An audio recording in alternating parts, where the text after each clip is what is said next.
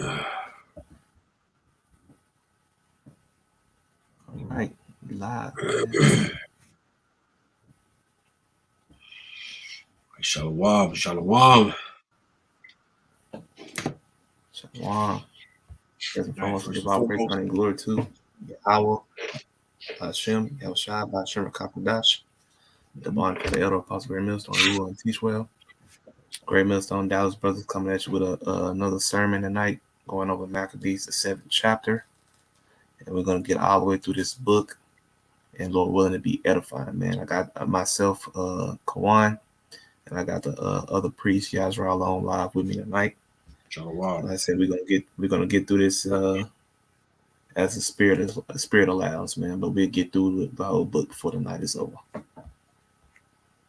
This precepts will come how it comes.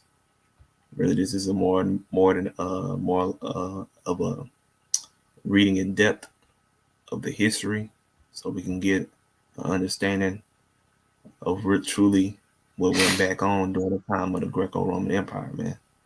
Okay, and also when you read Maccabees, the first book and second book, you'll get the understanding on where the scribes and Pharisees came from. Also, you get the holiday, the holy day, that is Hanukkah. Okay, That's right. Which also whom the world inwardly calls Jesus Christ. He celebrated such of a holiday. All right, and how did he come to understanding of such a holiday?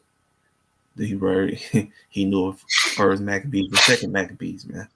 Okay. Salakia. Kind, if I may add, if I just may add too, both books really describe, when you go through the history, that's why the history is really important. Describes the wars that were waged with Judas against the Seleucids and Greek kings, all right, in the northwest of Israel, all right, who ruled over Judea around, I want to say, around the second century, all right, and also warred against the wicked of Jake, of our time, right, who basically joined forces with them. You read a lot about that, First Maccabees 1 and 11, all right, and the celebration, all right, of our ancestral laws and whatnot. So, having, as the scripture says, you cannot know the mysteries if you do not know the history. So having the history of the biblical text and what went on will help you better understand, the scriptures, understand a lot of what went on, as Ecclesiastes 1:9 says, that was then, which is now, and there's no new thing under the sun. It'll answer a lot of questions on why we're in the predicament and the position that we are in today, all right, and what we need to do to get out of it. All right. So going through this history and having somewhat of an understanding of this history is very, very important. All right. When regarding our history, okay, our culture, all right, our heritage, and who we are as the people of the book. Just to add on to what you were saying, priest. I'll read if you want. Yeah, you can go ahead and read. Of course I'll speak to, Now I go. This is First Maccabees 7:1. In the 150th year, Demetrius, the son of Seleucus, departed from Rome, and he came up with a few men unto the city of the coast and reigned there. Mm-hmm. And as he entered into the palace of his ancestors, so it was that his forces had taken Antiochus and Lysias to bring them unto him. God, now this is again going into, like I mentioned, the wars that were going on and that were taking place during this time. All right, and dealing chiefly with the Seleucid Empire. All right, and the battles and the wars and stuff that we had. All right, and a lot of the strongholds that our people were under during this time. All right, so just to give you a little background, some understanding what you got, brother. Wherefore, when he knew it, he said, "Let me not see their faces." So his host slew them. Now when Demetrius was set up upon the throne of his kingdom, there came unto him all the wicked and ungodly men of Israel, having alchemists, who was Desirius to be high. Damn, that's a hard word to pronounce. Desirius to be high priest for their captain. Verse 6. And they accused the people to the king, saying, Judas and his brethren have slain all thy friends and driven us out of our own land. Wicked niggas. Yep. Verse 7. Now therefore send some man whom thou trustest, and let him go and see what havoc he hath among us and in the king's land, and let him punish them with all them that aid them. So again, this is talking about a lot of, again, having to do with the wickedness of our people during that time. All right, and it's the same; those same spirits are back today. All right, those who have made a covenant with the wicked. All right, here and understanding and what we're dealing with right now is Esau Edom's first kingdom. All right, so this is when he first came into power, and it happened under Alexander the Great. Okay, in which, during his time, after he died, just to give you some back history, his kingdom was basically split between 4 kingdoms, and the 2 major ones were the Ptolemaic Empire and the Seleucid Empire, which we're dealing with right now. So there were a lot of wicked jakes within that time that were siding, all right, with the enemy, just as today, all right, and making a covenant with them, all right, and following that vibration, just as today. And we had righteous men, just as today, back then, Judas Maccabees, Matthias, all right, who was basically standing in great boldness, all right, for the word of Yahweh, and was even putting a lot of these jakes to death, all right, for their treachery, right, against the spirit. All right, so again, this is just giving you some background on what we're going into here. What you got? I got a quick one. Quick precept. Let me see that, man. That's what I was looking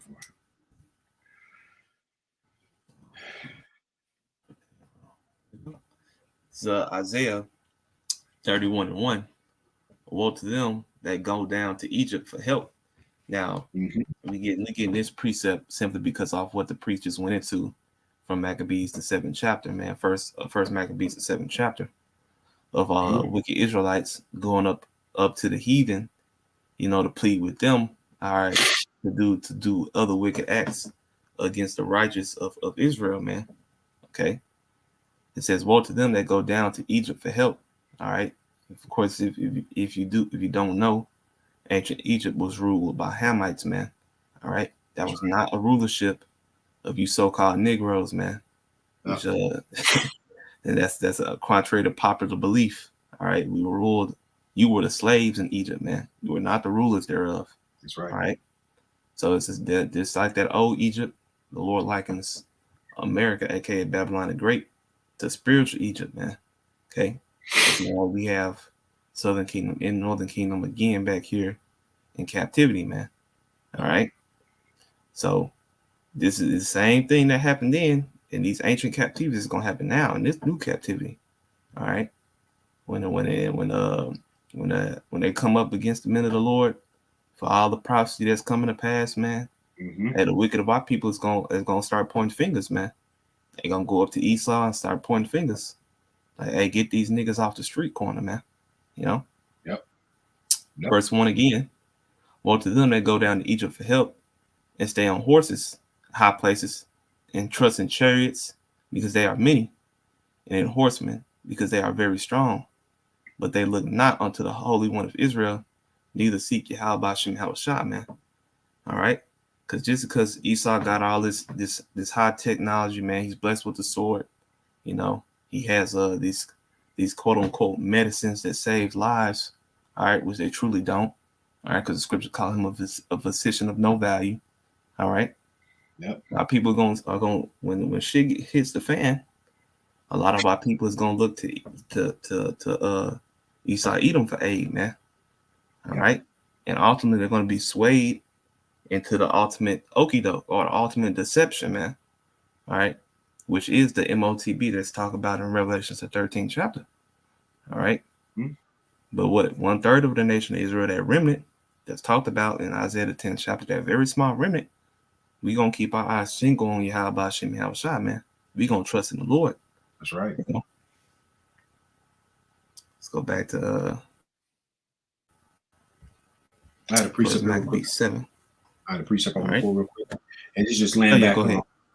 this land backing off with the precept. Now, for those of you who are just tuning in, like we mentioned, we're starting with the book of Maccabees. We're going through all the chapters. I brought this out. We get to all through it. So we'll be jumping back and forth even through the book of Maccabees just to pull some precepts just so we can line it up.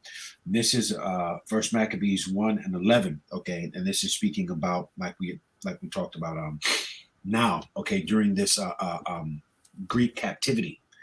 All right. And keep in mind too, for those of you who are, tuning in, who watch, who have your KJVs, your Bibles, the Greek captivity was removed out of that whole canon was removed out of the Bible, specifically removed or it was removed specifically. One of the main reasons was because it names names. Okay. So here we're talking about, Ptolemies, Antiochus, Alexander the Great. Okay, these men were actually real men, all right, that existed in secular history, which takes away from the notion of this being a fairy tale book. All right, this book parallels secular history. It was written before history, that history of it actually happened. All right, so just to give you some clarity, and without this book, you won't understand chiefly what the twofold or double meaning word of the word Greek Gentile. All right, there was the Gentiles of the other nations, and they were the Gentiles of our people, those of us who were living after the customs and beliefs and heritage of the heathen nations who did not know that they were Israelites. The same thing as today. Those of us who call ourselves Black, African American, or whatever else names we call ourselves today, not knowing who we are. So we refer to them as Israelite foreigners. All right, but in the Bible, they're also called Gentiles too, because they're walking in the Gentile fashion. All right, and just to touch on that, this is First Maccabees 1:11, and it says, in those days, what days? The days we're talking about right now. All right, during the Greek Empire, it says there went out of Israel wicked men who persuaded many, saying, "Let us go and make a covenant with the heathen that are round about us, for since we have departed from them, we have had much sorrow." Okay, so again, this is talking about those that were contrary to Yahweh Yahushua, all right, those who followed after the banner, the customs, all right, and the ways of the heathen nations, all right, chiefly the Greek captivity, all right, who spoke Greek language, all right. So these were men of our nation, all right, basically who turned their back on Yahweh Yahushua and chose to follow the wicked, all right, and to forward their agenda, the same as what's happening today in the times that we're in right now, all right, just to give you some background. All right, what you got, please? Let's go back to Maccabees 7 and verse 7. Now, therefore, send some man who thou trustest, and let him go and see what havoc he hath among us and in the king's land, and let him punish them with all them that aid them. Verse 7 and 8. Then the king chose. Damn, I know how to pronounce that. Backheads, I think it is. Backhats, Yeah, the water. Yeah. Mm-hmm. A friend of the king who ruled beyond the flood and was a great man in the kingdom and faithful to the king. Verse 9. And in him he sent with the wicked of alchemists, whom he made high priest, and commanded that he should take vengeance of the children of Israel. Right. Again, this is a matter of fact.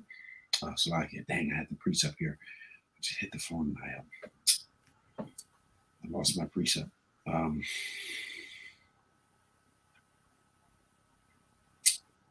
second. Where's that again here? And he sent them out in the wicked act. It was in the high priest and commanded them that they should take them to the church. It's like I realize I have to come back to me. I'll get it. Slip my mind what it was. So like, it's all good. Verse 10. So they departed and came with a great power into the land of Judea, where they sent messengers to Judas and his brethren with peaceable words deceitfully. But they gave no heed to their words, for they saw that they were come with a great power. Then did there assemble unto alchemists and Bacchus a company of scribes to require justice out of Asadians were the first among the children of Israel that sought peace for them. I got a precept. Mm-hmm. And this is Psalms 55 and 21. So again, so when you actually, and when you go into the scriptures, you'll, it's easy, so those of us who, got the Spirit working with them, there are certain characteristics, all right, that the nations carry, all right, that are on them this day, which will help you identify who is who according to the scriptures, right? This is Psalms 55 and 2, because you could see, the Greeks, when they came in, they were dealing with Judas. They came unto him speaking peaceably. All right, and those kind words. This is 55, and let me grab this real quick so I can remember with 1 second. Psalms 55, 55 and 21. Yeah, and it reads.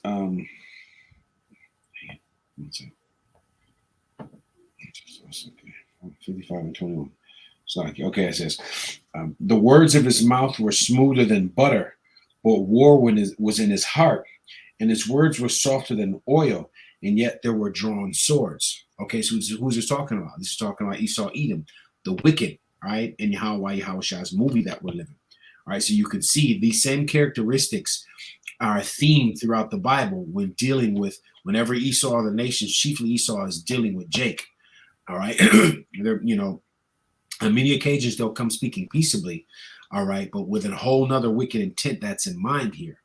Okay, and as you can see here, and 10 it says, so when they departed, they came with great power into the land of Judea, where they sent messengers to Judas and his brethren with peaceable words deceitfully. Okay, so they were speaking smooth words, but in their heart and their minds there was deceit, because there was a method to the madness, if you will. Okay, there was something that they were trying to do.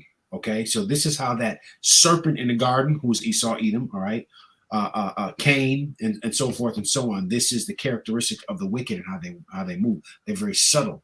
Okay, but in their heart or in their mind, the heart in the scriptures, la'ah, meaning your mind, drawn swords. Okay, so he was moving deceitfully, all right, when coming into our land here. Just to give you some background. Go ahead.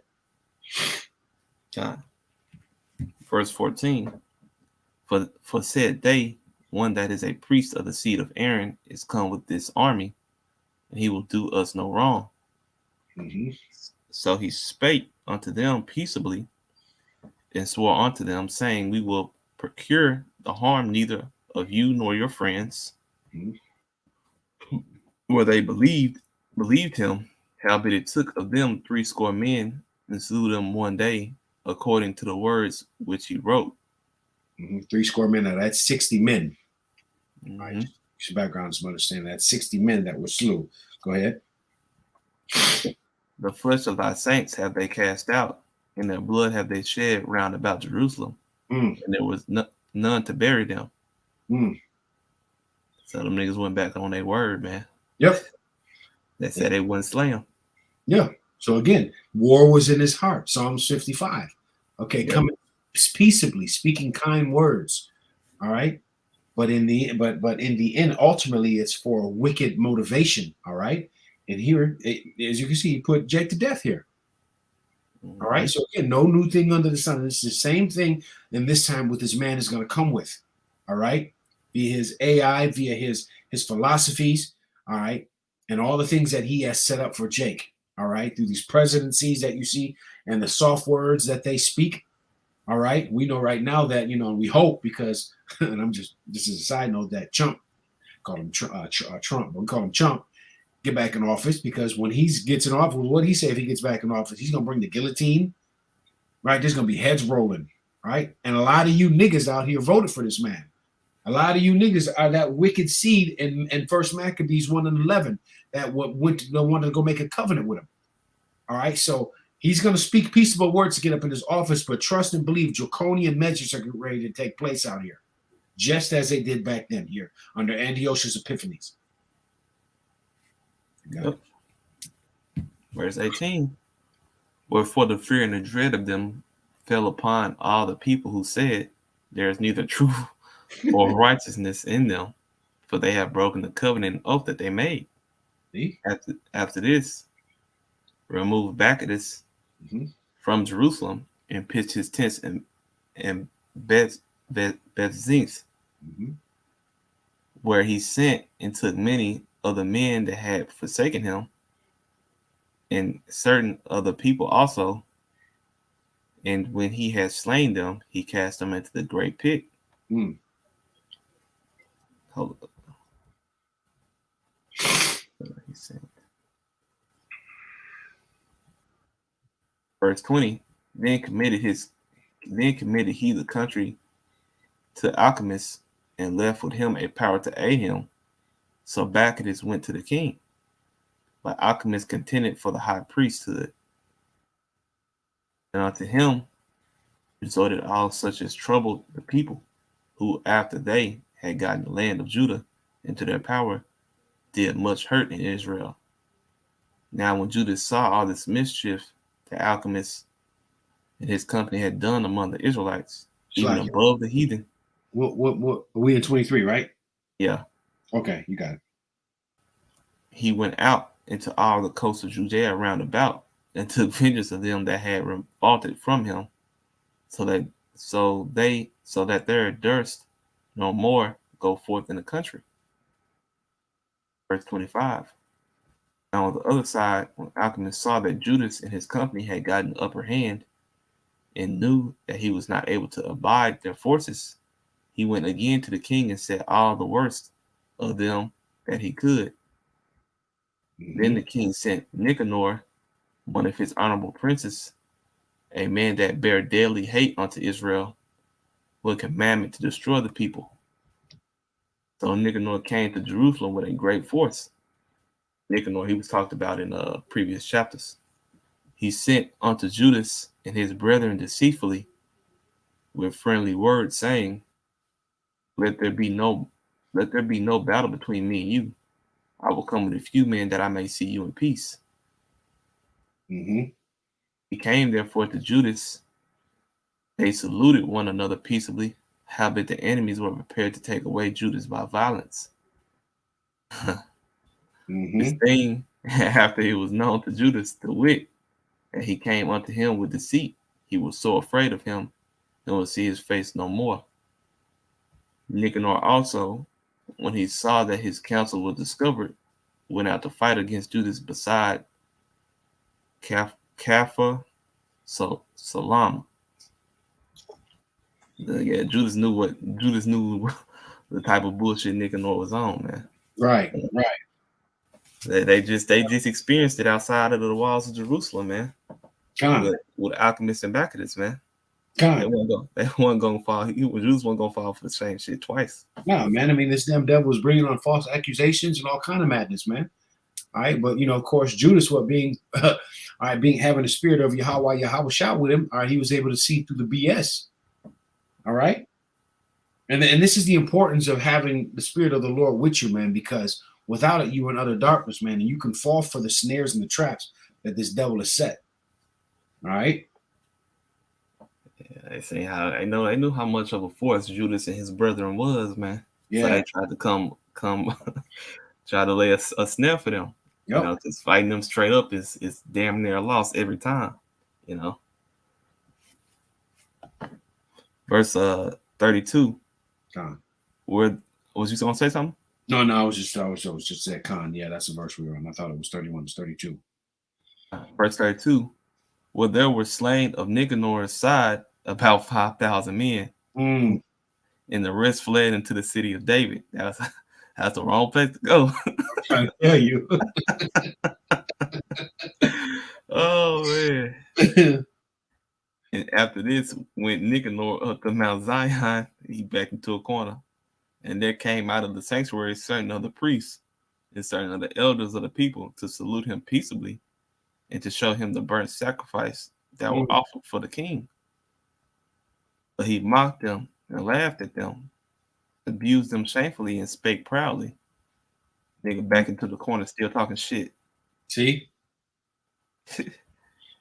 And swore in his wrath and just showing how Jake, and it's crazy because that's the enemy of the people. and Jake still came peaceably unto him. You know, which goes to show you that, man, that Jake here in Babylon are great. They're not like that. The gang banging, that evil eye against their brother, Mm-hmm. all that shit is not supposed to be how it is. You know, Jake is actually a peaceable people. All right. Right. And the scripture says, roughly paraphrasing, if possible, be at peace with all men. Mm-hmm. Right. These are in our laws, man, and ways to how we get to uphold and deal with the nations. You know, but that's also using wisdom. Yep. And yeah, we cuss out Jake for being so complacent minded when it comes to the order on how the heathen is supposed to be under us. Mm-hmm. And we get on their ass when they say, man, why y'all always worried about the fucking heathen? But it goes to show you here, even in history, like Jake is just that we're not no fucking beast of the field, man. You Right. know, we're not no savages. That title goes to Esau Edom. He's the hammer of the earth. You Right. know, he's killing and slaying people unjustly. You know, that's not the way of Jake, man. You know. That's right. Let's see. Now in the kingdom, the first 1,000 years, the heathen gonna get their ass beat. Niggas gonna be getting put to death. But hey, that's just gonna have to that's how it's gonna be. You know, judgment's gonna go forth. Righteous judgment will always go forth throughout the earth. Yep. You know, once we reign. Yep. But after that 1,000-year time period, you know, all that judgment that you've seen in the first 1,000 years, it's not gonna be at such of a high rate. You know, because the heathen gonna be subjected. They're gonna be finding our rulership. And like I said, the judgment will always go forth. It's always gonna be that a certain amount of people of the heathen that's gonna step out of line. Mm-hmm. Right? And when they get out of line, a judgment is gonna be commenced. But for a vast majority, it's gonna be peace, man. You know. Yep. And that's righteousness, you know, at the end of the day, man. You know, but you know, they have to pay for the things that were done. Mm-hmm. Man. Yep. Matter of fact, I wanted to go. You gonna say something, bro? Yeah, I was gonna grab our Revelations, was it 21? Just grab a precept here real quick. You got it. Pull it here. I think it's Revelations 21 and 24, I believe it is. Yeah, this is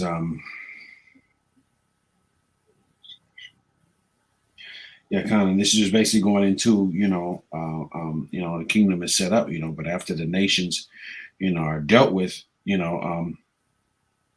going to pay homage, because like I said, earlier, it's just, this go around is specifically for Jake, so we can get our things together and our things right. All right, there's the law, statutes, commandments, and the ways of Yahweh Yahushua aren't for the nations right now at this time.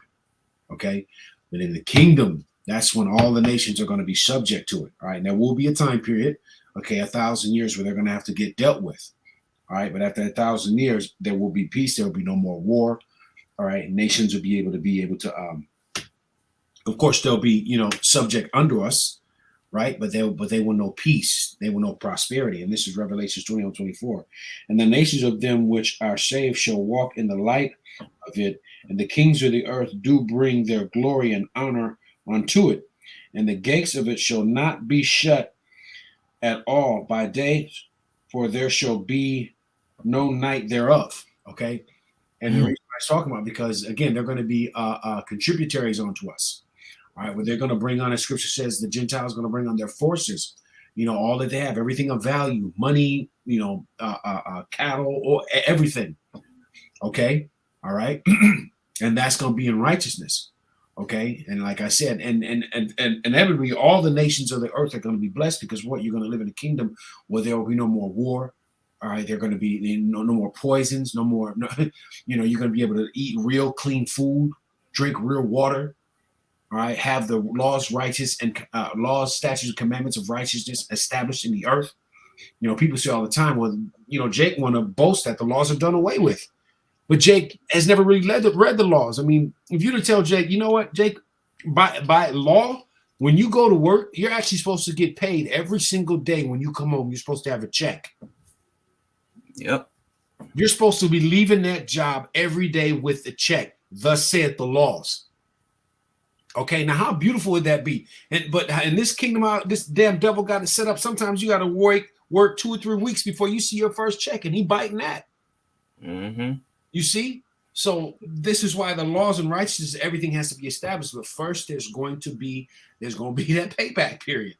All right, because you're not going to get away with what's been done unto us.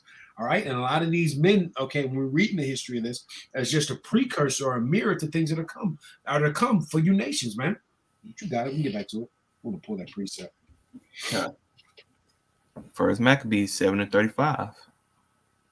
And I'm verse 34 again. But he mocked them and laughed at them and abused them shamefully and spake proudly and swore in his wrath, saying, unless Judas and his host be not delivered into my hands, if ever I come again in safety, I will burn up this house. And with that he went out in a great rage. Then the priests entered in and stood before the altar in the temple, weeping and saying, Thou, O Lord, didst choose this house to be called by thy name, and to be a house of prayer and petition for thy people. Be avenged of this man and his host, let them fall by the sword. Remember their blasphemies, and suffer them not to continue any longer. And they say, hey, that's a, hey, I'm gonna remember this. I remember this. Because this is a, they throwing up curses on that nigga, man. They throwing up curses on that nigga to fall by the sword, man. Which goes to show you what in the scriptures it is scriptural to throw up curses on wicked 2/3 niggas or heathen, man. Okay. Yep. It's not a wicked. That's not a wicked thing, man. That's not. That's a righteous thing. Yep. The Lord lets me know that I will fight for thee. Mm-hmm. Verse 39. So Nicanor went out of Jerusalem and pitched his tents in Beth Horon, where an host out of Syria met him. Judas pitched in Adasa with 3,000 men, and there he prayed, saying, O Lord, when they that were sent from the king of Assyrians blasphemed, thine angel went out and smote 185,000 men, for 5,000 of them. That's a lot of dead bodies. That was that siege, right? Huh? That siege, right? I believe so, yeah. Yeah. Yep. Verse 42. Even so, destroy thou this host before us this day, that the rest may know that he has spoken blasphemously against our sanctuary, and judge thou him according to his wickedness. See, the Lord set that nigga up for the ultimate okie doke, man. Mm-hmm. He talks shit against the temple, against the door of the place of Yahweh Shem Shah, Hey, man, but and that's the thing about it, and again, going back into the history, I got a precept here. This is Psalms 137, 7 and 8, and this is what Esau Edom did. All right, when we were coming out of Jerusalem, all right, we were being exiled basically. All right, and what's the first thing they did? They wanted to destroy the temple. All right, because this is Esau Edom's motive. All right, this is his MO. All right, because he knows that temple, that sanctuary, is our connection to Yahweh Yahushua. All right, so that's one of the first things they always want to do to destroy it. And it says, the Psalms 137 and 7, remember, O Lord, the children of Edom in the day of Jerusalem, who said, race it, even to the foundations thereof. Right, race it, meaning basically destroy it, destroy the temple. All right, and this is what these damn wickeds were doing out here. And they were out here trying to block Jake off, and Jake was trying to escape. Okay. But again, going back to, like I said, understanding our importance of our connection and our line with the temple in Yahweh Yahushua. All right. And that's not nothing to play with. All right. So, the men of the Lord, one of the first things we do is go in there, grab hold of, the altar, man, and pray, man, that the Lord come down here and he cast judgment on these people. All right. And it's a theme throughout the scriptures that has been done. You got it. God. What was that? 43, I think. 43, yep. Okay. Verse 43. So the 13th day of the month, Adar, the host, joined battle, but Nicanor's host was discomfited, and he himself was first slain in the battle. Man, bro. You see that? How the Lord work, man? He was the first one to get it. I remember reading this like a year and a half, 2 years ago, bro. Like, yeah. Wow. Okay. Yeah, I remember. I remember Nicanor's ass, man, because he got embarrassed on the battlefield. Put the shame out there, huh? Yeah, that nigga. He was basically the general or the captain over the host. Mm-hmm. And you know what happened when you kill the captain or the general over the host? Mm-hmm. Shit, the rest of them supposed to flee. Hey, verse 44. Now when Nicanor's host, right here, the next verse. yeah. Now when Nicanor's host saw that he was slain, they cast away their weapons and fled. It's like, damn, that was like them. That's our captain. You know, the captain or the general. That's like the mighty man of all the other men out there. Yep. You know? So they're like, damn, if he died, but what chance do we got? Yep. Verse 45. Then they pursued after them a day's journey from Adasa to Gazaria, sounding an alarm after them with their trumpets. Damn, imagine getting chased down. Hearing trumpets, bro, getting slain. Come on, man. Verse 46, whereupon they came forth out of all the towns of Judea round about and closed them in, so that they, turning back upon them that pursued them, were all slain with the sword, and not one of them was left. Afterwards, they took the spoils and the prey and smote off Nicanor's head in his right hand, which he stretched out so proudly, and brought them away and hanged them up towards Jerusalem. Oh, man. Hey. Woo! Got that nigga. Got him, right? Hey man, bro. That was nice. That was a beautiful chapter, bro. Yeah. Nigga talked all that hot shit against Yahweh Shemel Shah, man. Got his head lopped off. Man. Put on a pike, set outside Jerusalem. You know what I'm saying? That's judgment. Okay. Which reminds me, I want to bring out a precept here real quick. And this just goes to show you, like I said, whenever dealing with the scriptures, man, it's really important. You know, there's been plenty of events and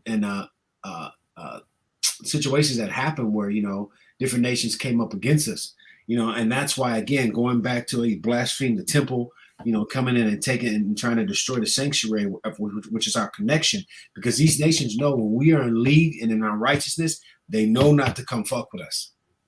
Yep. They know that sin is a kryptonite unto us, man.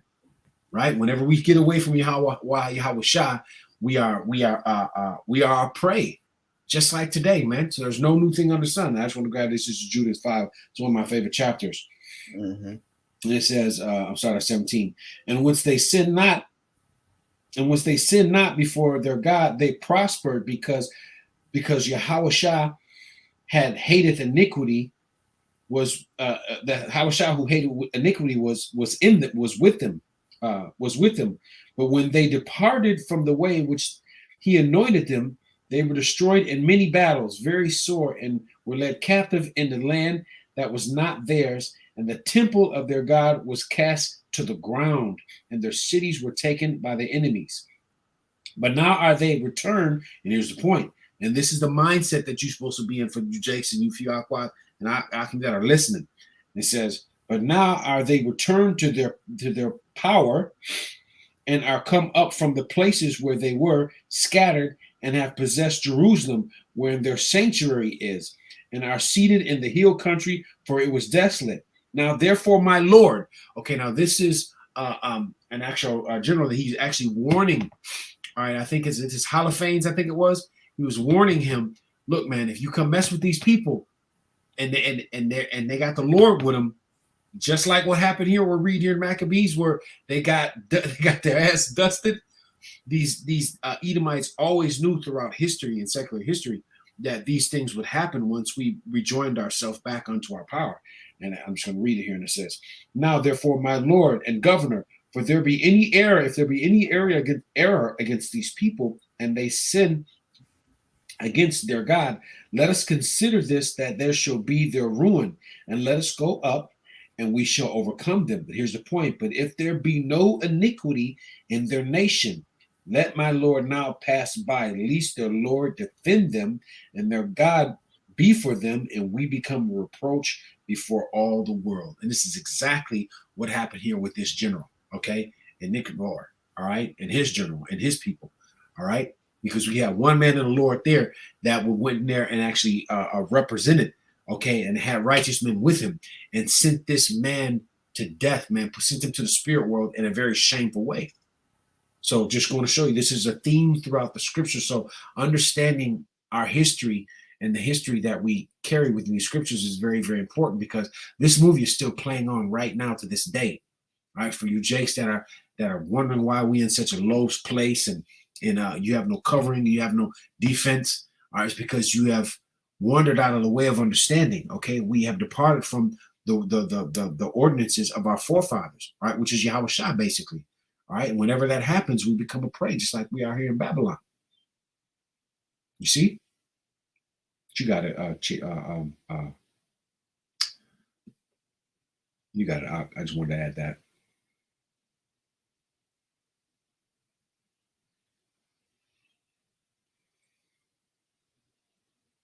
Go on, you there?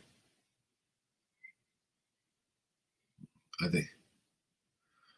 Oh, looks like I may have lost him. I think he'll pop back in. All right, but I'll go ahead and I'll read the last of it. And this is First Maccabees 7. I'll go to start at 47. Afterwards, they took the spoils and the prey and smote Nicanor's head and his right hand, which he stretched out so proudly, and brought them away and hanged them upwards in Jerusalem. For this cause the people rejoiced greatly, and they kept that day the day of great gladness. You see, so these were a lot of our holy days came from. All right, from the defeats and the wars that we had where we were victorious. Why? Because we linked on Yahweh Yahushua. Okay, and it goes on to say, moreover, they ordained to keep yearly this day, being the 13th of Adar, and thus the Lord and thus the land of Judea was in rest a little while. Okay, and that's the point. Okay, and like I said, these were our holidays where Hanukkah and all these different holidays came from. All right, from us being victorious. Why? Because we fought out the ways and righteousness of Yahweh Yahushua. We leaned on our power, man. All right, that we didn't sin. All right, because our power hates iniquity, and he will depart from us when we begin to go off. Okay, and we're in this latter end time right now. As Ezekiel 9:4 says, those men who are sighing and crying for all the abominations that are done here in the midst of Babylon, right? We're crying on our power right now, man. All right, and he's hearing us, and this hence why all these plagues and things are happening throughout all the earth. All these different nations are getting ready, are catching hell, and it's only turning up. Why? Because we're calling back on the true names of Yahweh, why Yahweh Shah. All right, and that is the key. All right. Returning back to our power, all right, that we may have a defender, all right, that will fight for us.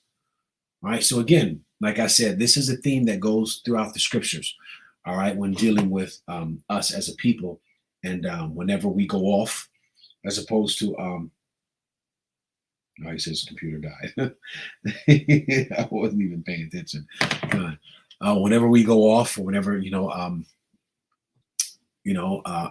we become wicked. Okay, so anyway, hey, I pray that this lesson was edified. Salakia, the priest, Kawan, he says, my computer died, bro. I wasn't even paying. Oh, here he is. Come on, hold on. That's just great. Close out. I was wondering what happened. I was looking to that. I started laughing. Like, yeah, we died over here. The computer died. God. Shit crazy. Yeah, I wasn't even paying attention, bro. Oh shit, we was too busy going into it. God, So God. yeah, I'm on my phone. So yeah, I'll be able to close out right here. You done with that precept? Yeah, I was done. I actually, I read the last one, but you can actually go over it, and we can Okay. break it down and touch on it. With the precept that you had? Yeah, I pretty much done my precept, basically just stating that, again, it's a theme throughout the scriptures that whenever we turn into our power, we have a defender that fights for us, man. All right. God. And we're reading the case with the Maccabees, all right, where that was the case, man. All right. Where the Lord will always defend us, once we come back to our righteousness, man. And that hasn't changed all the way up to this very day. All right. You got it. Yeah, kind man. Hey, that's the only that's all we got to lean on in these latter days is Yahweh Shemel Shot, man. There's no amount of guns. There are no heathens. There's not even no amount of Jake that can save us out of this coming turmoil that's going to be around the whole earth, man. There's only hope in Yahweh Shemel Shot, man. All right. And it said before even, and that's a continual thing with Judas, and of course not just Judas himself. Of course all other men of the Lord. That's written about in the scriptures. They're steady praying, lifting up supplication to Yahweh Shemel Shah to seek guidance, man. All right, and protection. So Yep. as we've read in chapter 7, man, it says like, hey, before that, before he moved, even when he got into the land of Adasa, he lifted up a prayer to Yahweh Shemel Shah, man, to kill to kill this nigga, to get victory over him in battle, man. Yep. Okay. And who did that? King David did that same thing. Mm-hmm. Guys came down to what? On us. And Samuel, I want to say the first Samuel, the 30th chapter. Yep. All right. What do you? First thing he did, told the priest, man, go get the ephod. He went and prayed to the Lord. What should I do? The Lord told him basically, go get him. I'm with you. Yep. David and Goliath. Man. Same thing. Man. Yep. A theme. Mm-hmm. The theme is the key. The theme is the key. Trusting in the name of Yahweh Shemel Shah, man. Hey, like the scripture says, that there's a strong tower, right? Yep. And all that are faithful, roughly paraphrased, will run into it. And these are the times we're in right now. So us men of the Lord, man, we're running into the strong tower, which is this truth, this righteousness, man. All right, the strength and power of Yahweh Shemel Shah is the only thing that's going to save you from the perilous times that we're getting ready to turn into. All right, and a never before or a seen or imaginable reality that we're getting ready to enter into. So, Lord willing, that was edifying. With that, we're going to give all praise, honor, and glory to Yahweh, Ba'ashem, Yahushai, Ba'ashem, Kakadash. The honor to the elder apostle, great minister, and everyone teach well. Shalom. On to the next one.